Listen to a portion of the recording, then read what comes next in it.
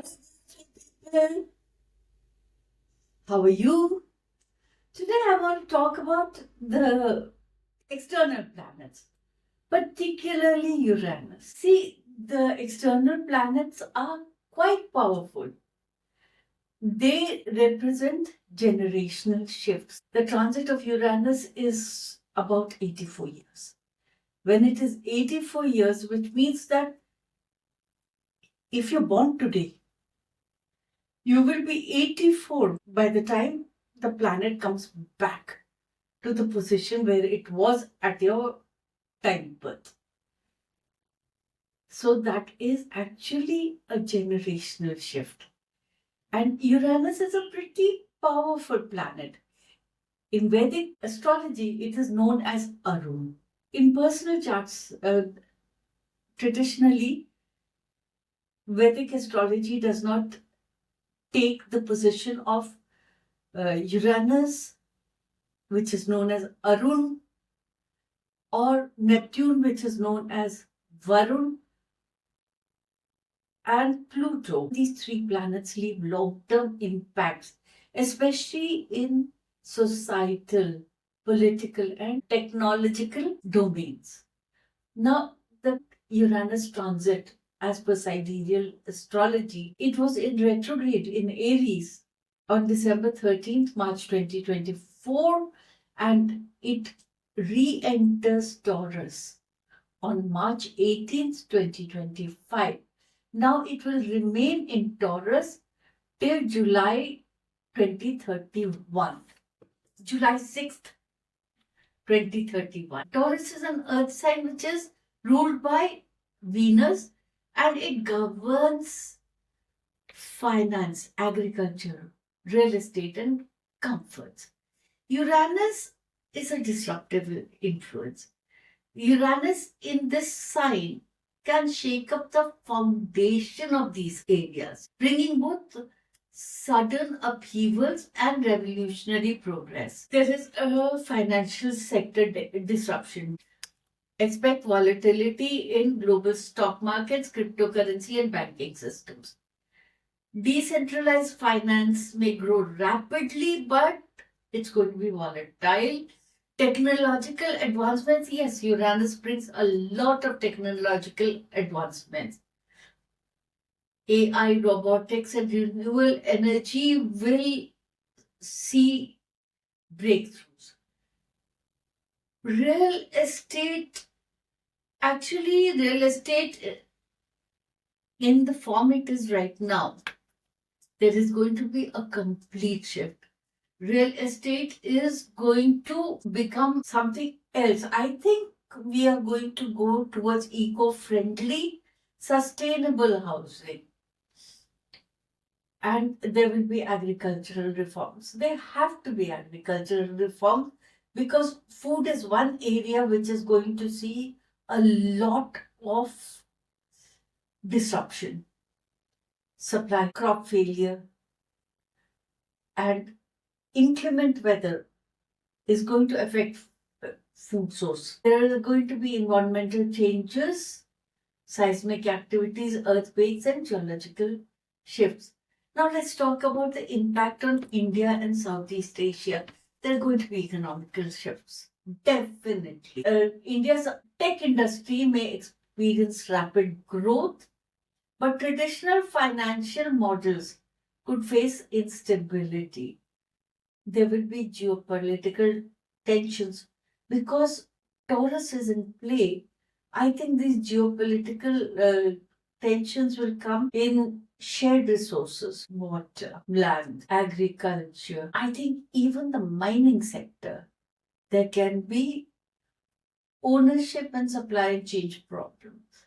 And there will be earthquakes, tsunamis, unexpected weather patterns across the subcontinent. Now, let me go in depth into this. Major fluctuation in the Indian stock market with rapid rises, sudden falls. Cryptocurrency adoption may surge, but there will be regulation imposed upon it, and that is going to lead to volatility. Unconventional financial systems like blockchain, digital currency, DeFi will expand rapidly. Traditional industries, that is jewelry making, textile, and agriculture, will undergo radical modernization. Real estate market will experience a lot of instability, especially in the metro areas. Agriculture and environmental impact is going to be huge. See, Taurus rules agriculture. So expect unpredictability, bad monsoons, droughts, sudden climate changes. Innovation will have to happen in the agricultural industry. I think we are looking at the future of farming, like vertical farming, sustainable practices. Because the food supply chain is going to be disrupted, we need to innovate to feed ourselves. There is a potential concern as far as food security goes. Technology, AI, robotics, quantum computing, and space exploration are areas that are going to expand. India is going to take the lead, I think, in digital finance, cybersecurity, and tech driven areas. We should look into renewable energy, into solar. India is one country which has a lot of sunlight. I think we can be very self sustaining if we go heavily into solar energy. Are going to be geopolitical tensions, especially when it comes to material resources, mining, then shared water. These are areas where we can see potential conflict. Of course, there will be internal conflicts also, rebellion. There are opposing forces at play. There is the younger generation which is going to be idealistic and want societal changes, and this is going to trigger unrest and rebellions, and the government is going to come down heavily on it because Uranus sparks progressive ideas and innovations. The youth are going to go for gender equality, LGBTQ rights, freedom of speech, and all these idealistic platforms, and the government is going to come down at it. But at the same time, I'm seeing a very silent revolution of another sort. The Vedic wisdom is combining with the wellness industry to bring about a whole deep rooted change in society. Now let's talk about natural disasters. The Delhi NCR region is a seismic belt. I see earthquakes. I also see earthquakes in the Himalayan belt. I see floods and tsunamis in the coastal area. That's because Taurus is a earth sign and Uranus can trigger earthquakes, landslides and volcanic activities. Generally, I would advise everyone to do grounding ritual.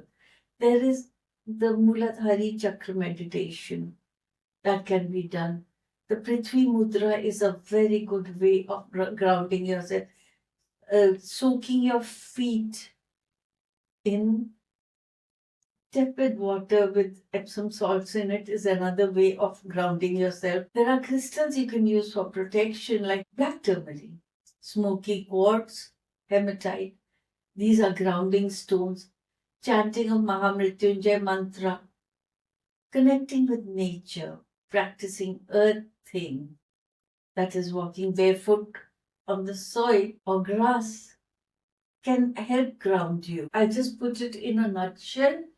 Fire signs like Aries, Leo, and Sagittarius, there is a disruption in career or relationships.